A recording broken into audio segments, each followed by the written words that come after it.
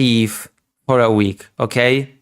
Because Kyiv has been attacked. A residential building has been struck. People have been harmed.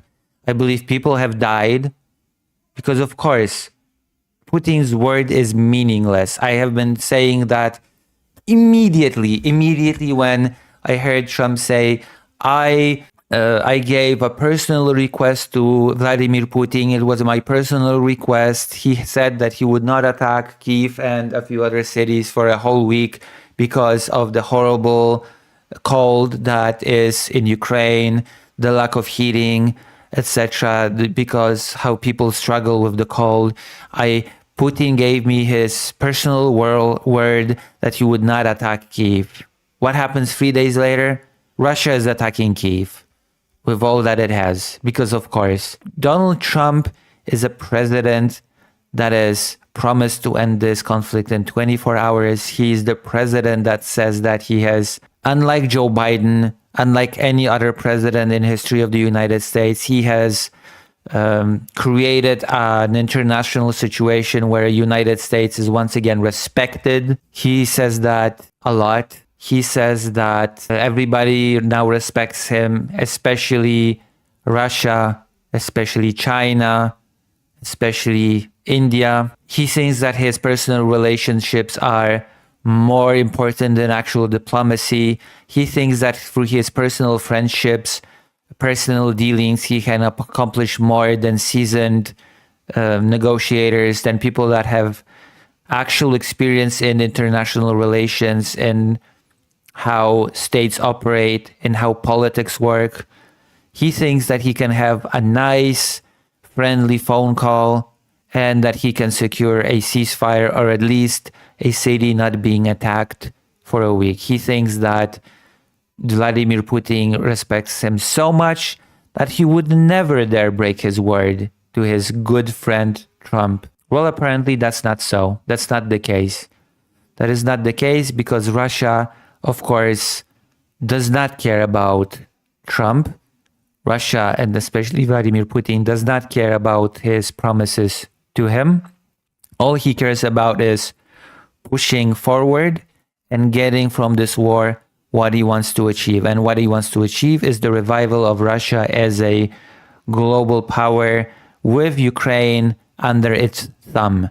That is what he wants. And to that end, he does not care in the slightest about what personally Trump would like him to do this week, that week, or the week after that. He does not care. He will do what he wants, and we will just have to see what Trump's response to it will be, because I have a fear that, once again, Trump is all bark and no bite. Recently, he has been talking about an amazing deal with India that would end in Russia retreating from the conflict. I'm talking about the deal with India that would reduce or even cut completely India purchasing Russian energy, which we will see how much India respects Trump. We will see just how this will pan out, if India will actually go along with it and reduce its purchase of Russian energy to zero. Because as much as that would be actually a blow to Russian war economy, whenever Trump says that he will do something, whenever Trump says that something's close to being finalized, whenever he says that he has gotten a personal promise that this or that would happen, transpire, I have zero faith in it. Because Trump, as president, opposite to what many would like you to believe, has zero credibility, especially when it comes to international affairs, especially when it comes to diplomacy, especially when it comes to this particular war. Trump just has no credibility. So as much as I did not trust the promise made by Vladimir Putin, I do not trust this deal on face value. I would really need to see details of that deal, the parameters of this deal, the enforcement mechanisms for this deal, the most important thing, and we will see what will come of that deal. We know now that Vladimir Putin broke the promise that he has given.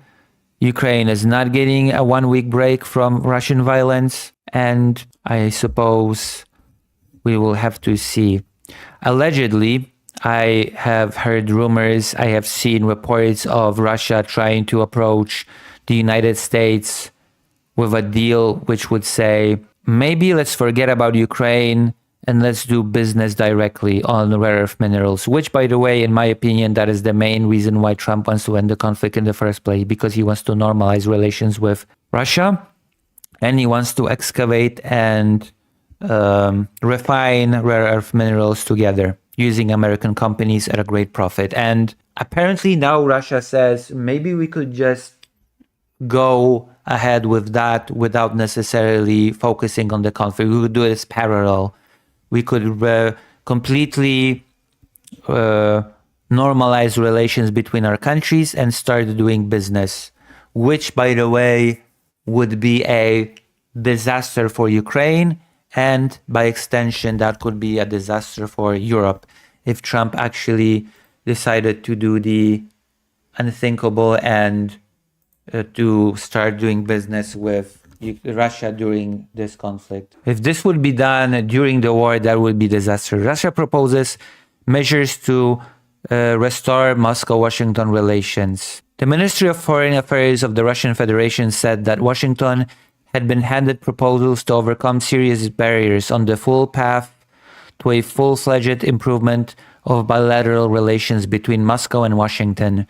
The information was announced during a press conference of the head of the ministry, Sergei Lavrov, summarizing the work of Russian diplomacy in 2025. The ministry emphasizes that the priority is to move on to truly significant issues, in particular restoring direct air links and returning confiscated Russian diplomatic property, like frozen assets. Normalization of relations, prospects for both sides.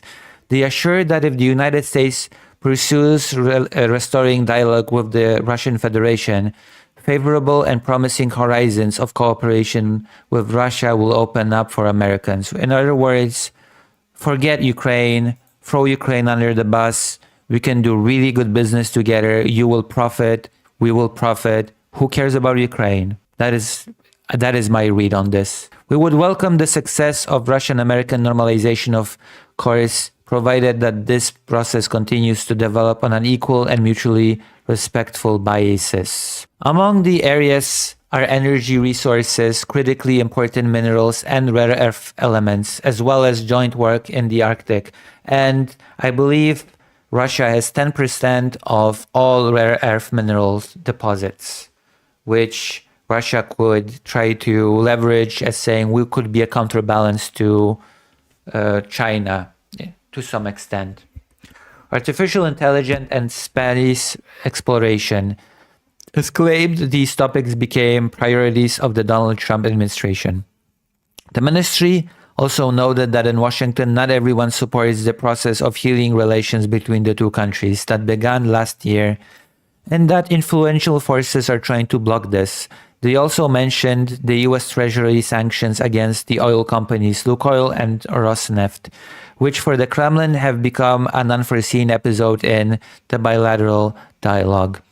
Back in March 2025, within the team of US President Donald Trump, there were statements about a desire to reboot the relations between Washington and Moscow. Yeah, the sentiment that Trump definitely supports. In August of last year, the White House leader met with Russian President Vladimir Putin in Anchorage, Alaska, where during the talks they touched on the topic of Russian war against Ukraine.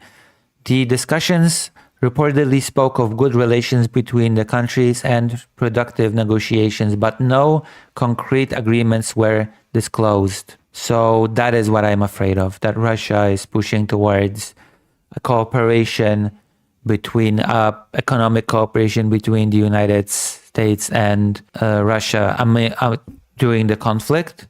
And I honestly cannot 100% predict just how the United States will react to such a thing, especially since Trump has stated that because he has not been given the Nobel Peace Prize, peace is no longer his number one priority. So there is always a possibility under Donald Trump that the United States may choose to retreat from peace talks altogether and seek business opportunities with Russia. I don't think that probability is high right now, but I also do not think that it is zero. I do not think that the probability of the United States deciding to open economic cooperation with Russia is zero.